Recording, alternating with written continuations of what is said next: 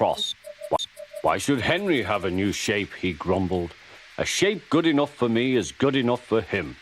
He goes gallivanting off to crew, leaving us to do his work, and comes back saying how happy he feels. It's disgraceful. And there's another thing. Henry whistles too much. No respectable engine ever whistles loudly at stations. It isn't wrong, but we just don't do it. Poor Henry didn't feel happy anymore. Whispered Percy. I'm glad you're home again. I like your whistling. Goodbye, Henry, called Gordon. We're glad to have you with us again, but remember what I said. Later, Henry stopped at Edward's station. Hello, Henry. Henry, said Edward. You look splendid. I was pleased to hear your happy whistle yesterday. Thank you, Edward, smiled Henry. Shh, shh. Can you hear something? It sounds like Gordon, said Edward, and it ought to be Gordon. But Gordon never whistles like that. It was Gordon. He came rushing down the hill at a tremendous rate.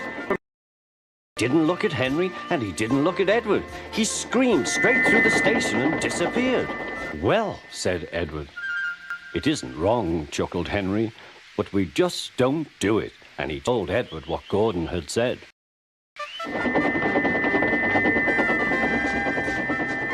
Meanwhile, Gordon screeched along the line and screeched along the line. The noise was awful.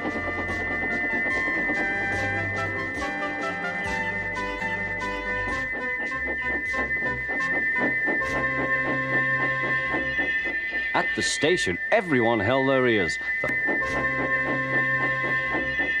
At the station, everyone held their ears. The Fat Controller held his ears too. Take him away, he bellowed, and stop that noise! Gordon puffed sadly away, but he wouldn't stop whistling until two fitters climbed up and knocked his whistle valve in place. Gordon slunk into the shed. He was glad it was empty. It isn't wrong, murmured Henry to no one in particular, but we just don't do it.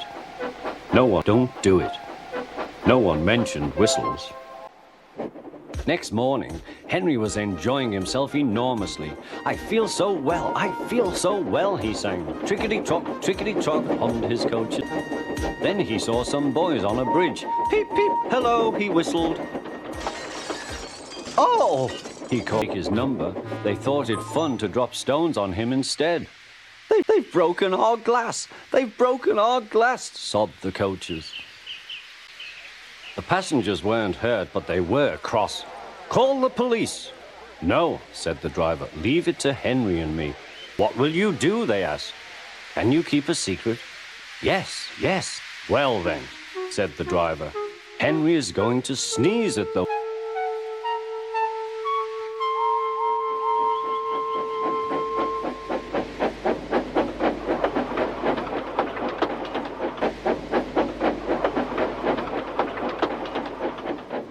Lots of people were waiting at the station just before the bridge. They wanted to see what would happen. Henry has plenty of ashes, said the driver. Please keep all winded as we are, aren't you, old fellow? Henry was feeling They could see the boys, and they all had stones. Are you ready, Henry, said his driver. Sneeze hard when I tell you. Now, he said.